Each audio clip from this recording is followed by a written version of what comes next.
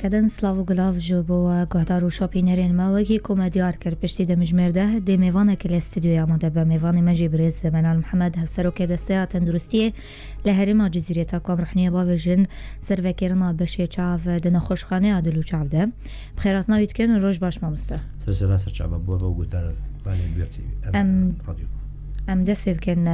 بریز منال دماها چلیا بهوری دم ببیجن و بشه نخوشخانه عدلو چاو وکر نزی 4000 نشتگریان کو عملیات چیبون دوی بشیده سدما نوکرنا بشه چاو دوی چاخیده نها تدرنگ بگی چطور گوت نکی براسیجی گره کنک زحمتی هبون جبونی ام کاربن وی بشه دیجی ام وکن براسیجی ام دکاری ما جاهز ببون بری نزکی 4 ماه 5 ماهجی لی مخابن او ایریشن سر نافچه مهاتن هنکی افناکی پاش خستن جبولوجی ما افدرن کت نحتا نهاجی پشتی گو امده کاری مد علی فیرکرنا کارمن داوا سروا علاوه گوت وی بشیده هنه و تختوری مجی هذا امده کرن ما دیت پیوسته ویجی گرک ام دست پی بکن شخوجی وکا تست وکا تجربه افدمها اف بش كارت كي هناك عمليات يشيبونا هناك جي نخش هاتنا درمان كرنتيدا لي بيشتي يقوم ام بيشتام راس وش كارمن ديما جو كارن سرفاجي هزاب كار بكن وكار بينن و جبولوجي مديت ام حوجت كي بيجي ام برنكي فرمي فيناك رانكي نج قالي خورا انه اف بشي شعب او جيب كذي خبطه قلده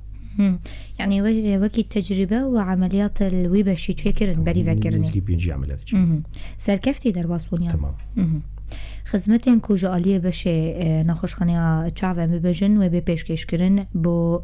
باجاري قامشو بوالاتيان نها سي بشي خدمتي هاتي دهنا يكجي عيادة وك عيادة اجي الصبح ساعات 8 حتى يعزيه الصبح افي عيادة بن نخوش كارن سرطانا وي بشي بكن جبوني جعلي خميزين اي برزغريك هبن و اف عيادة و تختوري ساعات 8 حتى يعزيه وي احمد بي 6 ساعات بله بشي دواجي بشي ان بجن جبوني علاوه جو استقصاءات كن يعني طبوغرافيا جافا مسألة صحة بصرية مسألة ايكويا وطبعا قسمكي جهازي ليزر جي ارجو ليزر وياك ليزر جي هنا او جبتين بكارانين وتصوير شبكية او سي تي افحمونها امدنا اف بشي استقصاءاتها بشي عمليات جي عمليات مجهري عمليات فاكو ايج او هاسبي افجنها تدا تنا تشكرن هناك علاوه كتاني هناك يكيم هيا او لازك يجبوني تصحيح القدره البصريه بالليزر او جينها هناك علاوه ما ام شو بحث علاوه كان دكتور اف السوز تينجو او جون بشي خدمتي قزام اذن يعني تذكر يعني تاني امبيجن نوي تاني عمليات بين تشكرن تاني فحص وتداوي وامبيجن وهبل هندرينا خوشخانه يدم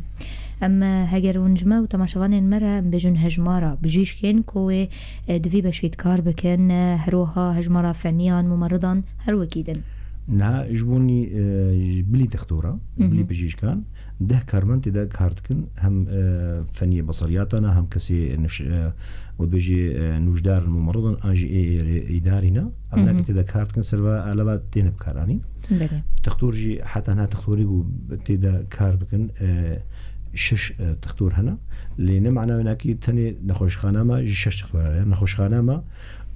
هم بشي شعب وهم حمو نخوشخانه ماجي مش تختور حمو كارا فكرين امريددن حتى تختور يجو قريبستا بالمره ندين نجي كارن عمليات ياخذ نخوشخانه مدى بكاربينه بس شي بوي بهايجو ام عيارتك يعني تختور قريبستا يمرتنا بيجي عقدا يمرتنا بيجي بس تخوازي اليكاري بدنا خوشكي برويناكي نشينش تختوري مرة بر او بخوري وعملتاي بشغلي بس بهاي ام تريد قدرين شوني نخوش خانه منوي وبيجي استغلال كرنج علي ديفا يعني برافا مثلا ام تخوازن ام خدمتها قلبك فكي تختور بخوازي خدمتها نخوش كي بكي اجر بس مرنا بيجي ام ريدن وري خدمتها قلبك اما بحثا فان ممرض وفنيا ببين قالوا برورده بواهات تشكرن بريكو دست بكار بكن إشخو أو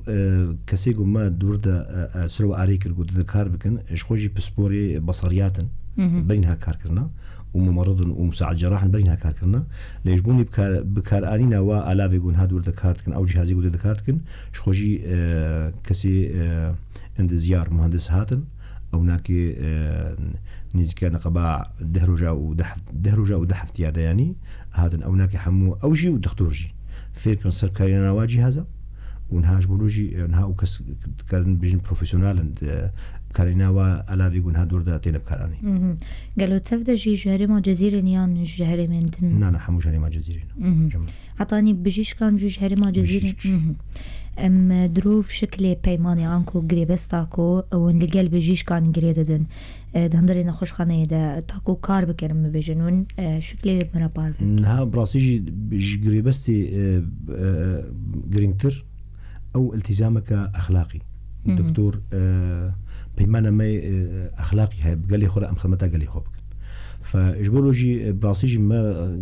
قالك نقاشاتك وبتختار هاتك نمسلي عقد ونمسلي براون مساله شيء ام تشوا ام كاربن في قالي بدنا خدمه كرن فام اجبولني دكتور جي هناك صباحا وقتي كاريوايا فما قريب الثاني ام 6 ساعات كاري وناكي وقتين ام ساعات حتى يعظ ام بدنا كاري خو بدنا روجيه كاري خو بدي في عياده هناكي ويجي جبوني مساله عاجل اسعافي جبوا افن نافنداما نتني بس وتني كاربك 6 ساعات دا عياده 6 ساعات اللي يجبوني ومساله استقصاءات ومساله انينا قلنا سورتها حتى ساعه شهر نافنداما فكريه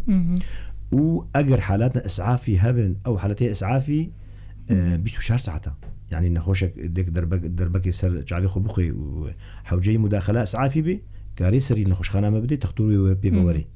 فجبولوجي اف التزامات تختوري ما جفيدري سباسي شحمو تختور ردشين افناكي قريبستا ما بيهتر بوارا قريبستا اخلاقيه ودي سجي اما مساله فون ودي ابناك تشنا ودوجي البيجم تفاصيل وقالكي نقرنق بن يعني بله اگر ساعتين كاركرني دندري نخوشخانه ناس بكن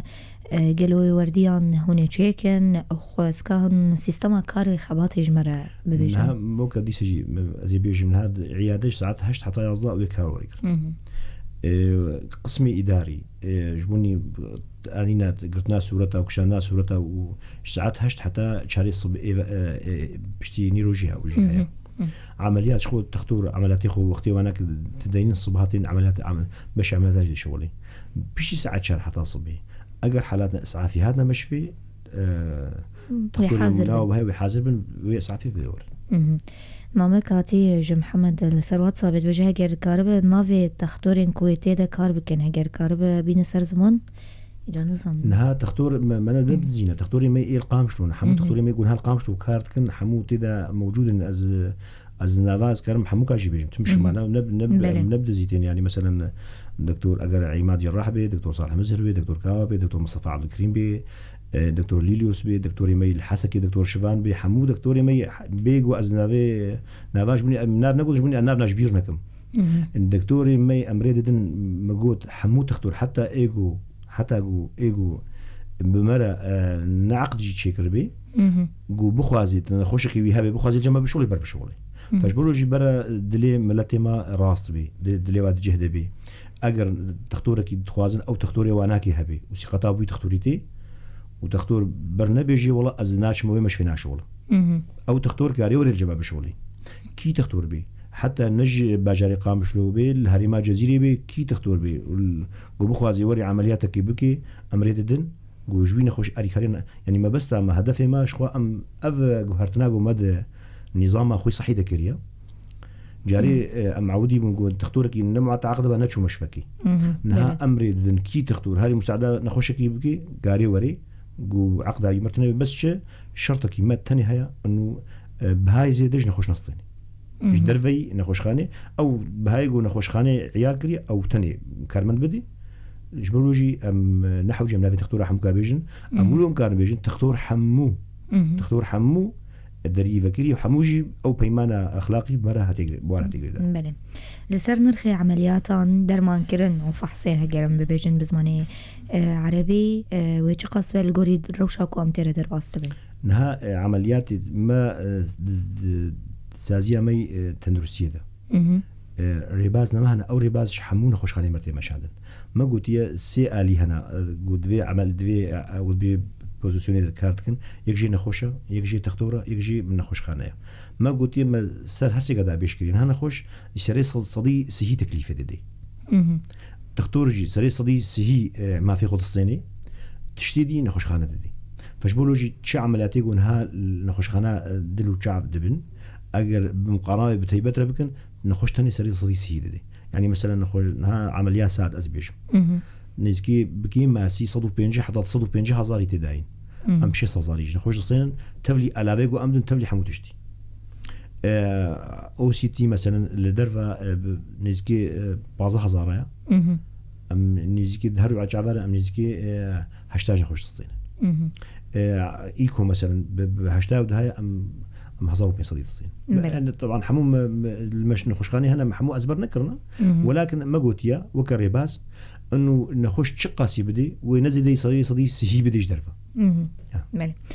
ام بحثا لافين كو كاريبون پیدا بکن داكو بجن نخوش نچار نبه بچشامي يان باشوري كردستاني تاكو خدرمان بكن جخويك ارمانجي بكرنا في بشي گو ام نخوشخانه بکار بین گو ام نخوشی ما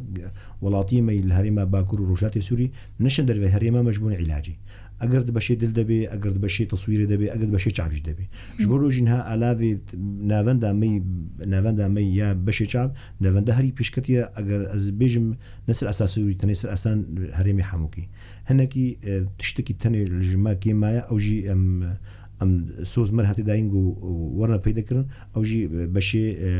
لايز تصحيح البصر بالليزر او جي ام بيشبين تكنجو دمكانيزيك تا افجي وري بكراني هنغاني وي تشتك جماكيم نبي جنافان دما بكنبي جبوني عمليات تشعف جبوني نخوشي تشعف وولاتيما حوجي نبينن جوهرنج دافي هريماما گر افالا وین کون بحث کن پرسگریک دوان درکت کی بر پرسی سر راست کردن وانه نهاش خل جمع وقت دستيات روسية عند زيارة مي بشي و علاوة حموك هنا قصر هذا بيد مشي شعب جهبي